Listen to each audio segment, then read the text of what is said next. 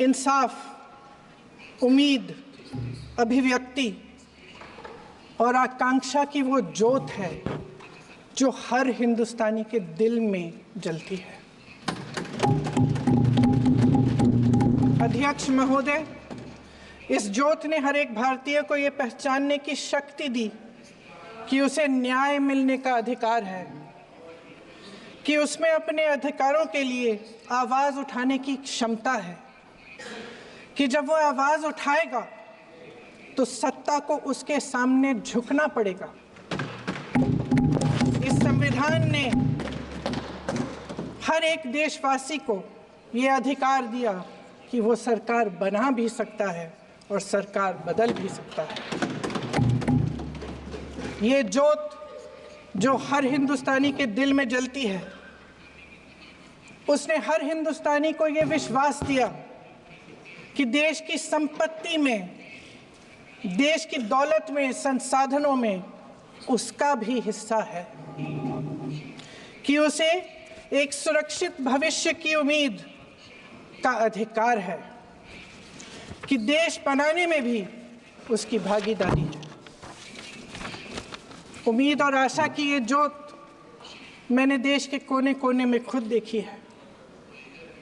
उन्नाव में मैं एक रेप पीड़िता के घर गई, उसे जलाकर मार डाला था। वो शायद 20-21 साल की होगी। हम सब के बच्चे हैं।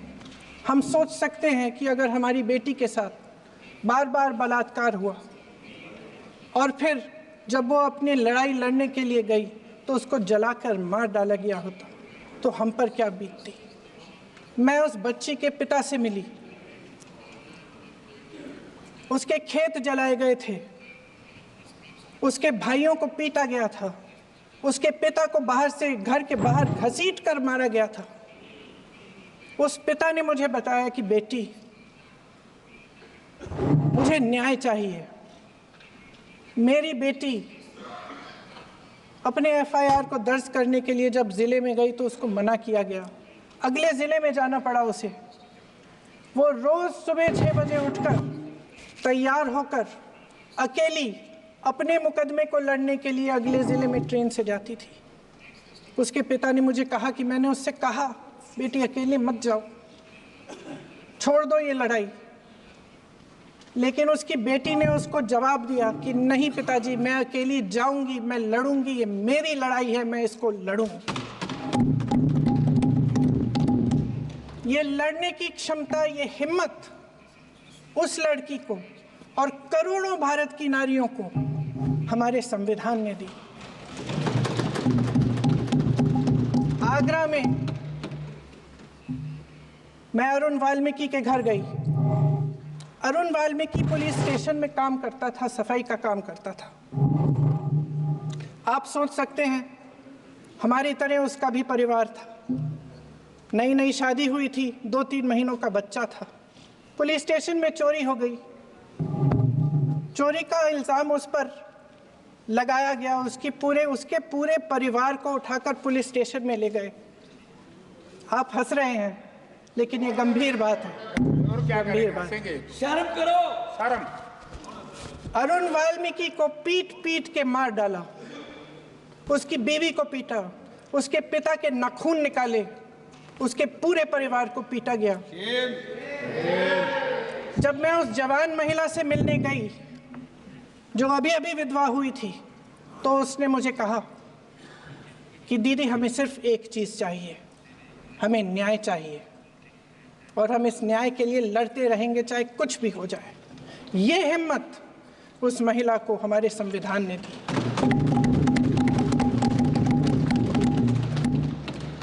संभल के कुछ लोग आए थे हमसे मिलने जो मृतकों के परिवार के सदस्य थे। उसमें 2 बच्चे थे, अदनान और उजैर। अब सुनिए, उसमें 2 बच्चे थे, अदनान और उजैर। एक बच्चा मेरे बच्चे की उम्र का है, दूसरा उससे छोटा 17 साल का है। दर्जी के बेटे थे। दर्जी का एक ही सपना था कि वो अपने बेटों को पढ़ाएगा लिखाएगा, एक बेटा डॉक्टर बनेगा, एक बेटा भी सफल होगा दूसरा बेटा भी अपने जीवन में सफल होगा। उनके पिताजी हर रोज उनको स्कूल छोड़ते थे। उस दिन भी स्कूल छोड़ने के बाद अपनी दुकान में चले गए। उन्हें पता नहीं था कि विवाद हो रहा है। उन्होंने भीड़ देखी, घर आने की कोशिश की तो पुलिस ने गोली से मार डाला। वो 17 साल का बच्चा अदनान मुझसे कहता है, वो 17 साल का बच्चा अदनान मुझसे कहता है कि मैं बड़ा होकर डॉक्टर बन के दिखाऊंगा, मैं अपने पिता का सपना साकार करूंगा। ये सपना, ये आशा उसके दिल में हमारे संविधान ने डाली। अध्यक्ष महोदय, हमारे देश के करोड़ों देशवासियों के संघर्ष में, अपने अधिकारों की पहचान में, इनकी कठिन से कठिन परिस्थितियों से लड़ने की अपार हिम्मत में और देश से न्याय की अपेक्षा में हमारे संविधान की ज्योत जल रही है।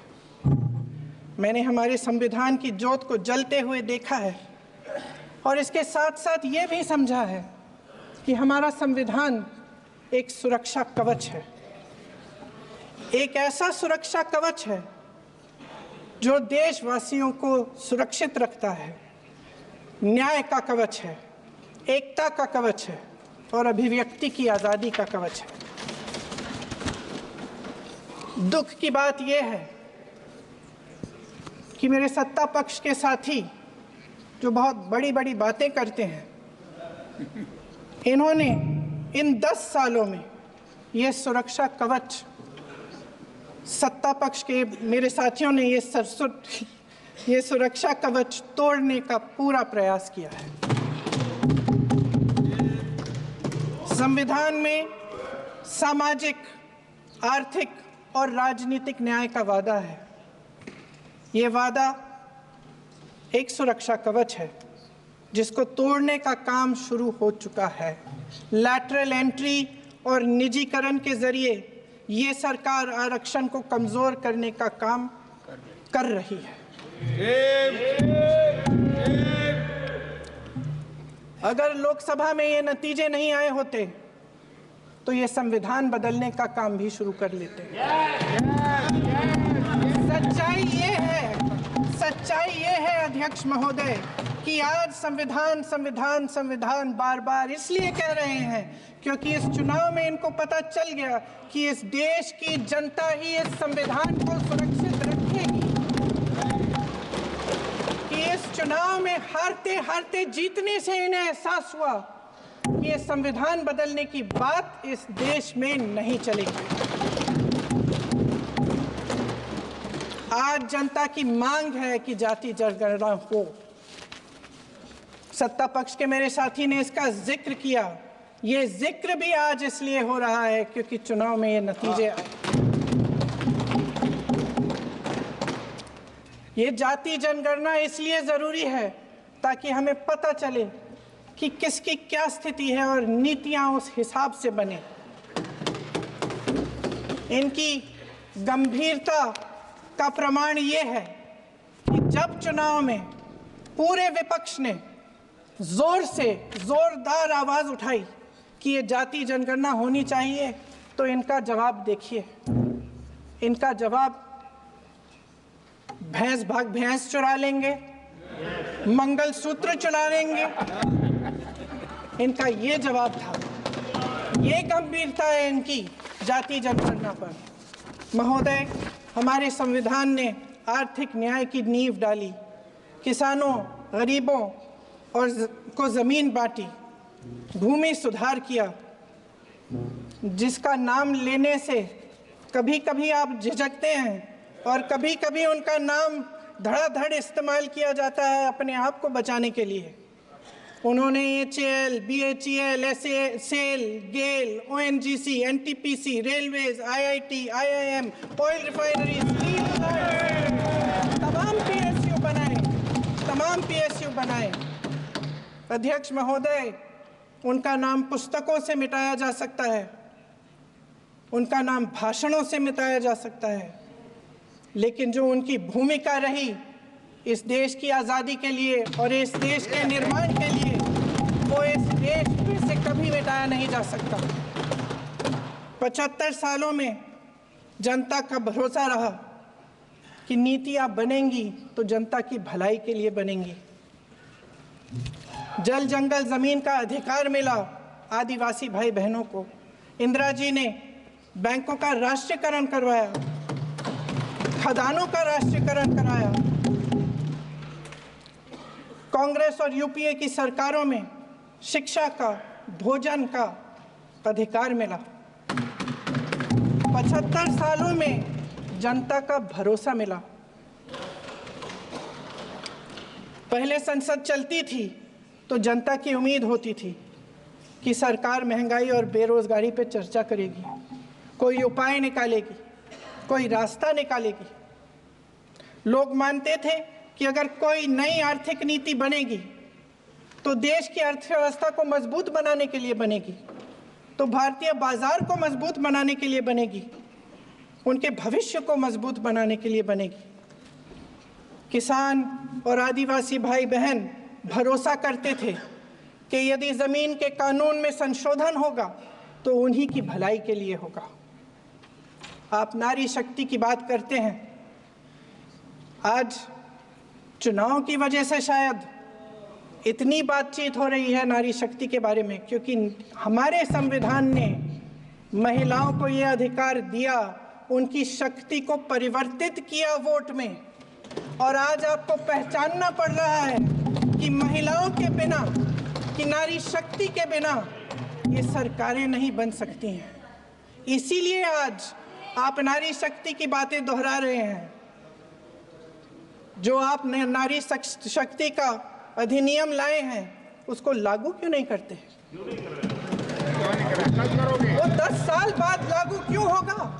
क्या आज की नारी 10 साल इंतजार करेगी उसके लागू करने के लिए? क्या बात है, क्या बात है।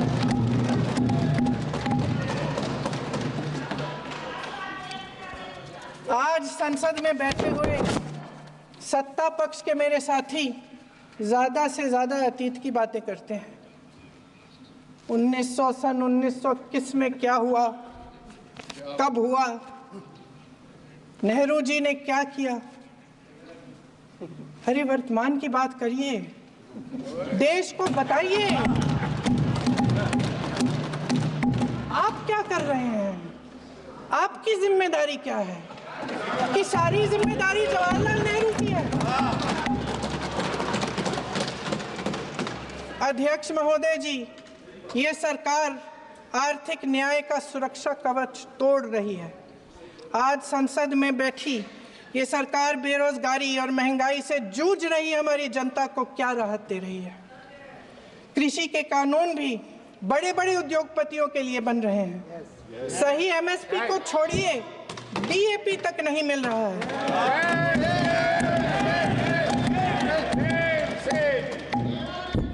वायनाड से लेकर ललितपुर तक इस देश का किसान रो रहा है। आपदा आती है तो उसको कोई राहत नहीं मिलती। भगवान भरोसे है आज इस देश का किसान, उसको छोड़ दिया गया है। आज हिमाचल में देखिए, जितने भी कानून बने हैं वो सब बड़े बड़े उद्योगपतियों के लिए बन रहे हैं। हिमाचल में जो सेब उगता था उसके जो छोटे छोटे किसान हैं वह रो रहे हैं, क्योंकि एक व्यक्ति के लिए सब कुछ बदला जा रहा है। सुनने की हिम्मत रखो।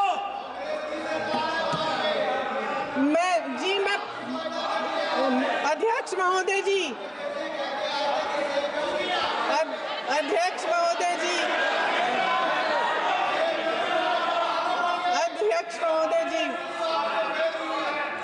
महोदय जी, अडानी जी को सारे कोल्ड स्टोरेज प्रदेश की सरकार ने नहीं दिए। अडानी जी को सारे कोल्ड स्टोरेज आपकी सरकार ने दिए। देश देख रहा है कि एक व्यक्ति को बचाने के लिए 142 करोड़ देश की जनता को नकारा जा रहा है। सारे संसाधन, सारी दौलत, सारे मौके एक ही व्यक्ति को सौंपे जा रहे हैं। सारे बंदरगाह, एयरपोर्ट्स, सड़कें, रेलवे का काम, कारखाने, खदानें, सरकारी कंपनियां सिर्फ एक व्यक्ति को दी जा रही है।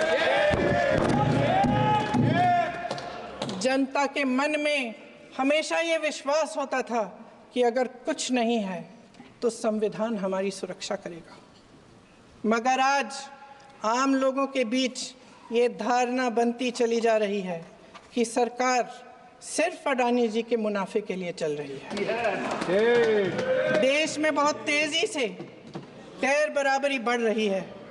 जो गरीब है वो और गरीब हो रहा है, जो अमीर है वो और अमीर हो रहा है। इस सरकार ने आर्थिक न्याय की भी सुरक्षा कवच तोड़ दिया है। राजनीतिक न्याय की जब बात होती है, मेरे सत्ता पक्ष के साथी आज खड़े हुए और तमाम गिनती करने लग गए कि ऐसा हुआ वैसा हुआ 1975 में जो हुआ, तो सीख लीजिए ना, आप भी सीख लीजिए। आप भी अपनी गलतियों के लिए माफी मांग लीजिए। आप भी बैलेट पे चुनाव कर लीजिए, आप भी बैलेट पे चुनाव कर लीजिए। दूध का दूध, पानी का पानी हो जाएगा। आप राजनीतिक न्याय की बात करते हैं, सरकारों को पैसों के बल पर गिरा देते हैं।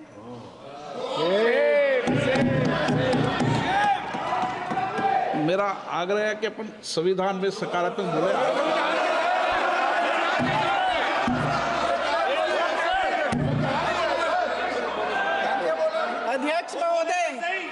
अध्यक्ष महोदय, सत्ता पक्ष के हमारे साथी ने एक उदाहरण दिया उत्तर प्रदेश की सरकार का, तो मैं भी एक उदाहरण दे देती हूँ महाराष्ट्र की सरकार का। मैं भी एक उदाहरण दे देती हूँ हिमाचल की सरकार को तोड़ने की कोशिश किसने की, पैसों के बल पे की, गोवा की सरकार। तमाम उदाहरण राजस्थान की। क्या ये सरकारें जनता ने नहीं चुनी थी? क्या संविधान इन पर लागू नहीं था? पूरी देश की जनता जानती है कि इनका हंसती है, जानती है कि इनके यहाँ तो वॉशिंग मशीन है।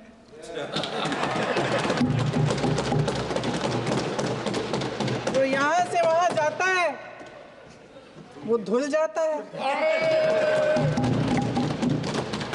इस तरफ दाग, उस तरफ स्वच्छता।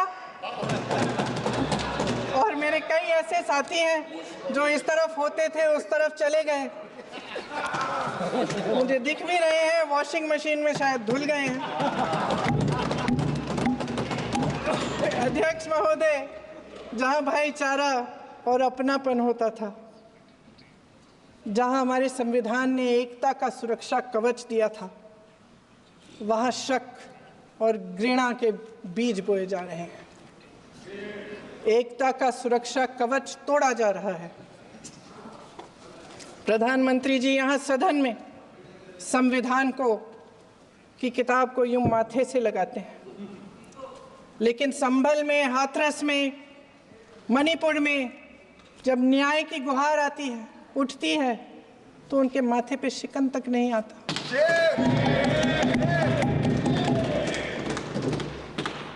शायद समझ नहीं पाए हैं कि भारत का संविधान संघ का विधान नहीं है।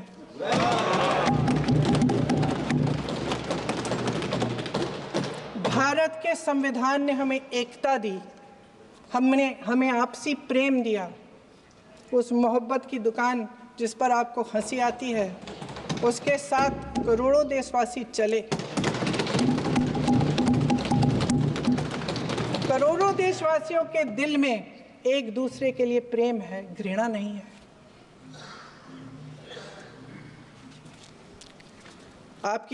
इनकी जो विभाजनकारी नीतियां हैं, उसका नतीजा हम रोज देखते हैं।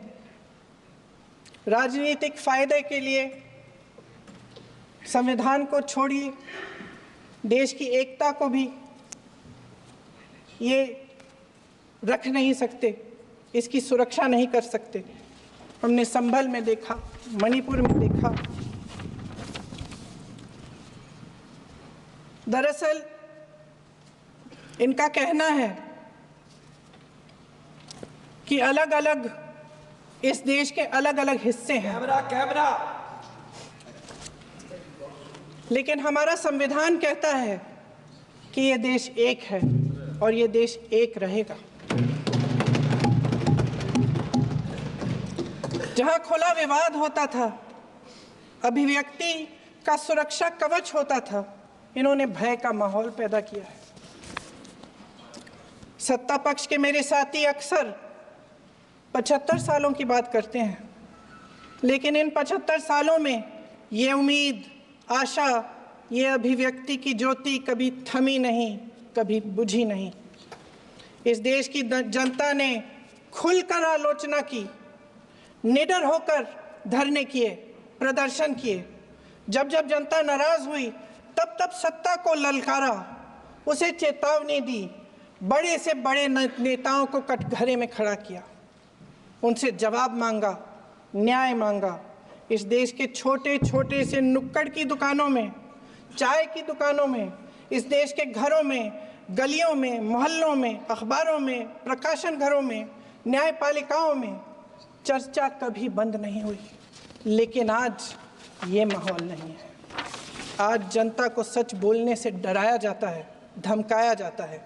पत्रकार हो या विपक्ष का नेता हो या किसी यूनिवर्सिटी का प्रोफेसर हो, छात्र संघ हो या कर्मचारियों का संगठन हो, सबका मुंह बंद कराया जाता है।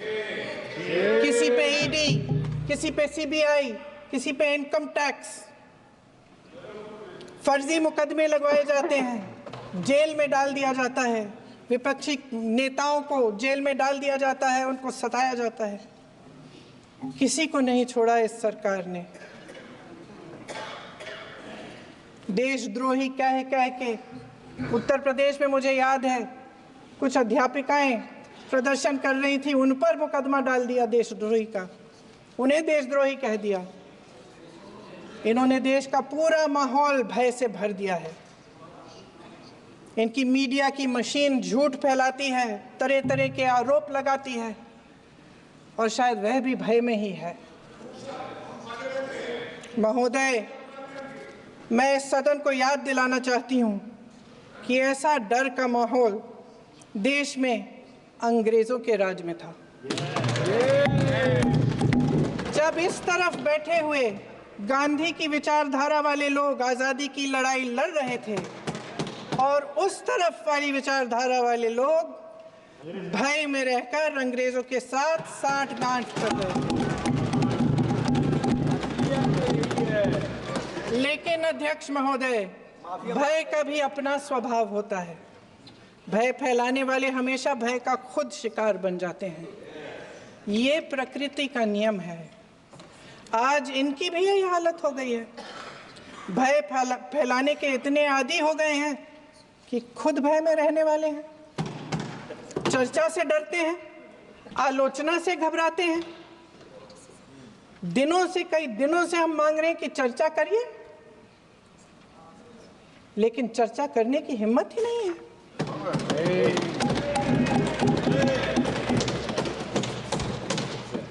एक कहानी होती थी अध्यक्ष महोदय, शायद बचपन में आपने भी सुनी होगी। राजा भेष बदलकर बाजार में आलोचना सुनने जाता था। ये सुनने जाता था कि प्रजा मेरे बारे में क्या कह रही है, मैं सही रास्ते पे चल रहा हूं कि नहीं। लेकिन आज का राजा, भेष तो बदलते हैं आज के राजा, शौक तो है उनको भेष बदलने का, लेकिन न जनता के बीच जाने की हिम्मत है और न आलोचना सुनने की। महोदय, मैं तो सदन में नहीं हूं।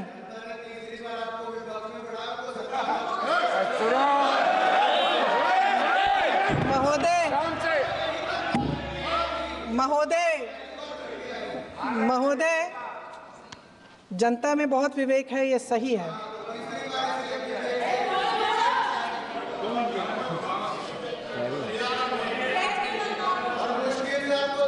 अच्छा महोदय, मैं सदन में नहीं हूँ, मैं सदन में नहीं हूँ कुछ।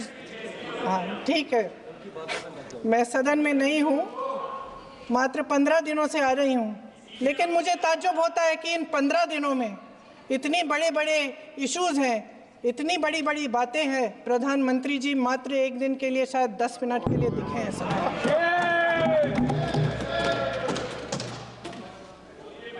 बात यह है अध्यक्ष महोदय जी